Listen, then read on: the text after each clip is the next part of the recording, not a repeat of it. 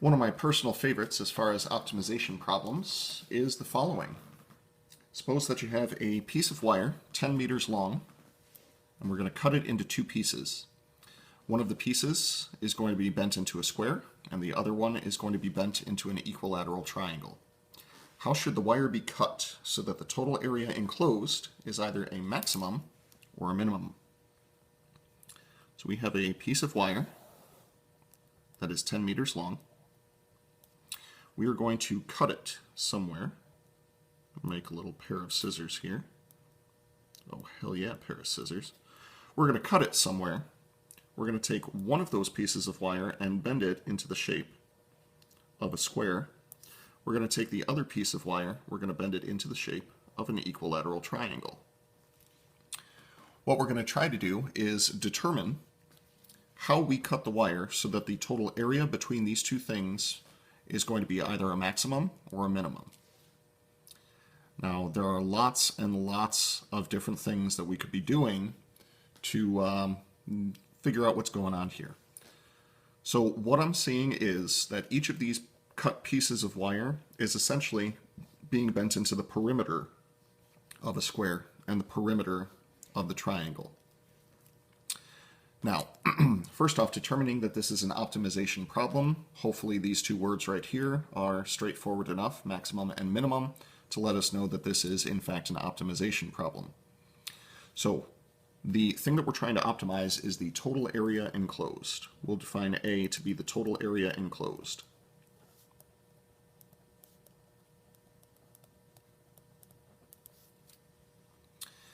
I'm also going to define where we cut this thing.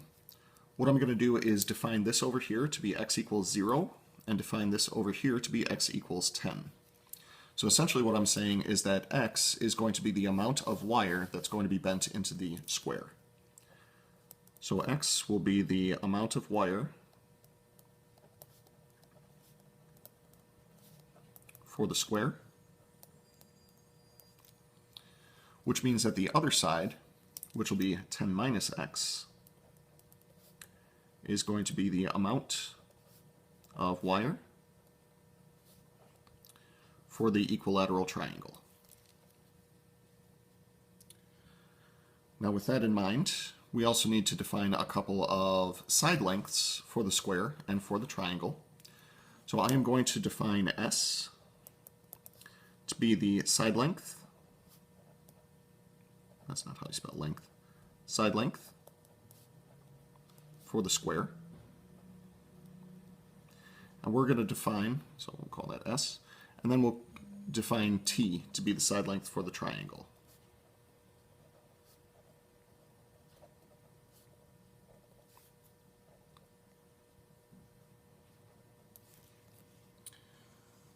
So what we're saying is that X, the total amount of wire for the square, needs to be bent in such a way that we're creating four sides.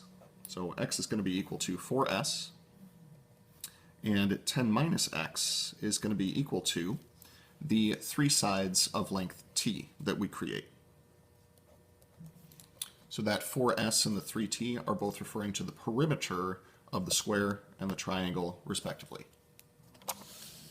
What I'm going to do is take that and copy it down on a new piece of paper so that we can keep track of where we are. So X is equal to 4S, and 10 minus X is equal to 3T. Very good.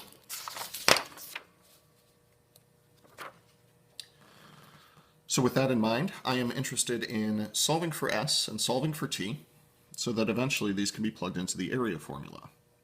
So S is going to be equal to x over 4, and T is going to be equal to 10 minus X all over 3. This gives us the side lengths of the square and the triangle as a function of X. Now we defined A to be the total area enclosed.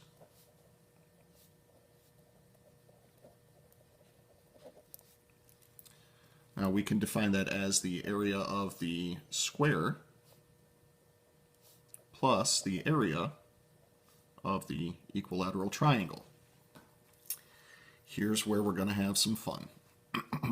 The area of a square is very straightforward. The reason that we refer to something as being squared is because that is the area of a square. That's kind of nice. The triangle will be not nearly as fun. Now, there were a lot of different area formulas that were created in our pre-calc class as far as area of a triangle is concerned. I am going to go with the following area of a triangle formula. It is going to be equal to 1/2 times, pick any angle. This will be the product of the two sides that create that angle times the sine of the angle in between. So 1/2 times t times the sine of, for an equilateral triangle, that is going to be a 60-degree angle. Now with that in mind, that's going to be 1/2 times t squared times the sine of 60 degrees, which happens to be √3/2. Now that can be simplified a little bit further. It's going to be square root of 3/4 times t squared. So that's how it'll be in our area formula. So with that in mind, we have a substitution that we can make on s and a substitution that we can make on t. S is now going to be x/4, and t is going to be x minus 10 all over 3. I am going to proceed to square both of these things, and we will get x squared over 16 plus the square root of 3 times, I'm going to not expand this part, but I am going to square the 3, and we'll get a 9. 9 times 4 in the denominator will be 36. Here's where the fun begins. We now have the area as a function of only one variable. Because the area is a function of only one variable, we are ready to take a derivative. This derivative will be dA. Oh, actually, before we do that, I'll still copy it down. We need to talk about the domain of this. For the domain of x, I want to remind everybody from the previous page, x is the amount of wire that is being dedicated to the square. X cannot be smaller than 0, nor can it be bigger than 10. That is going to be the domain associated with it. If we allow x to be 0, essentially what we're saying is we are going to dedicate the entirety of the wire to the triangle and leave nothing for the square. If x is equal to 10, we're saying that the wire is entirely for the square and nothing for the triangle. So we do have endpoints for our domain. We are going to have to test those as well. Now, let's go ahead and take a derivative. We will treat the 1/16 as a constant multiple and differentiate the x squared. That'll be 2x. For this part, we're going to treat the square root of 3/36 as though it's a constant multiple and differentiate the 10 minus x quantity squared. So 10 minus x quantity squared will be 2 times 10 minus x by the power rule times -1 according to the chain rule. I'm going to be setting this equal to 0 so that we can solve for x.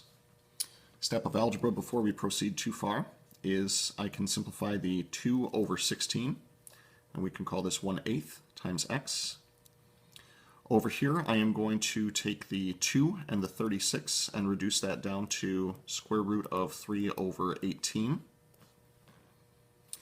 And I'm going to distribute this -1 through this set of parentheses and call this x minus 10. Reason I'm doing those things, we are technically looking at a linear equation. So to solve this linear equation, first thing I want to do is get rid of all of the fractions in here, and we can do so by identifying the lowest common denominator of 8 and 18. That lowest common denominator is 72. Therefore, I am going to multiply both sides by 72. 72 divided by 8, when we distribute over here, will be 9. 72 divided by 18 here will be 4. So this will be 4 square roots of 3 times x minus 10. 72 times 0 stays as 0. Equation is still linear. I want to gather all of the x terms on the same side of the equation. So I distribute my 4 square roots of 3. We'll call that 4x square roots of 3 minus 40 square roots of 3. So next two steps I'm going to do is add the 40 square roots of 3 over to the other side. I'm going to factor out an x as a common factor. So last step to finding this critical value is going to be to divide by 9 plus 4 square roots of 3. We'll get 40 square roots of 3 over 9 plus 4 square roots of 3.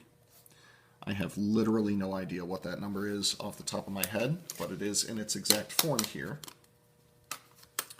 So I'm going to grab my old trusty TI-84 Plus Color Edition because it just serves me so well. Divided by 9 plus 4 square root 3. Extra set of parentheses around that denominator since we have multiple things being added. And it looks like if we dedicate about 4.35 centimeters to the square, we'll find ourselves a critical value. Now for funsies, though, I am going to be using the exact value in our calculations. We also need to consider the endpoints for the domain. So here is the fun that we are about to have. I'm going to make a little table, calculate the corresponding area. The endpoints for the domain were 0 and 10, and then that critical number that we got was 40 square roots of 3 all over 9 plus 4 square roots of 3. As a reminder, the thing that we're plugging this into is x squared over 16 plus the square root of 3 over 36 times 10 minus x quantity squared. So when we plug in x equals 0, what we're saying is that we are creating no square and we are creating all triangle. Now with that in mind, I'm going to turn to the calculator because we're just trying to figure out where our optimal quantities are. This is going to be the square root of 3 divided by 36 multiplied by, if we plug in x equals 0, that'll be 10 squared.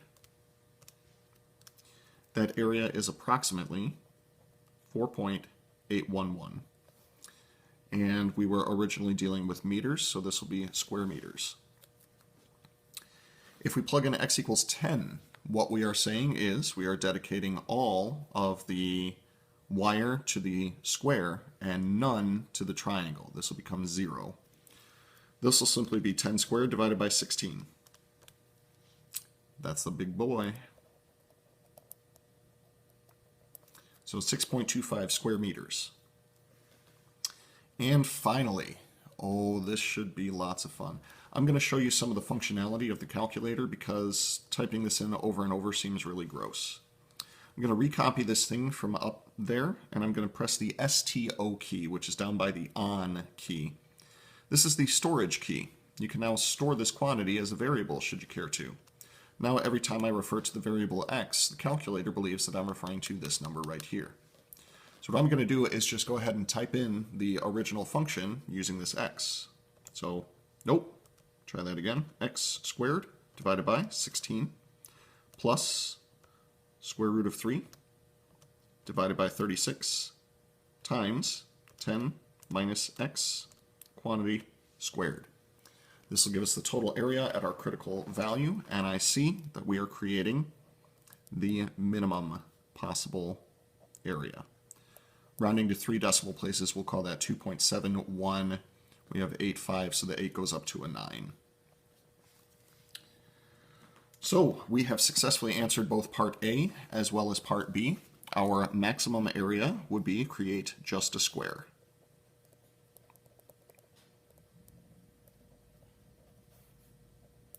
And the minimum area will be at this lovely little critical point that we have.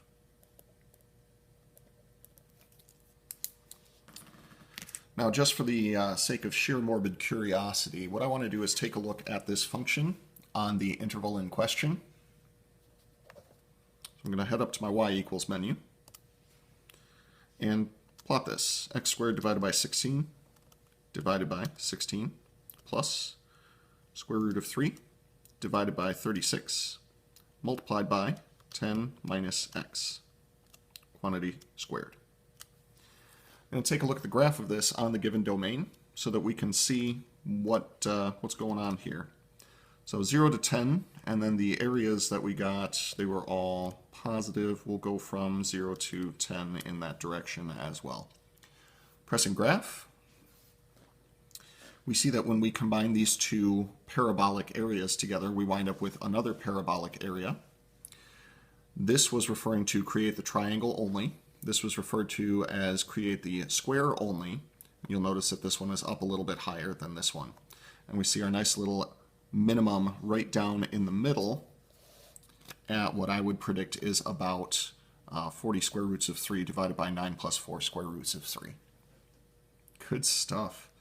Man, think of all the wires that you're going to encounter in the real world, and now you know how to optimize the total area enclosed from the square and the triangle you're going to be creating.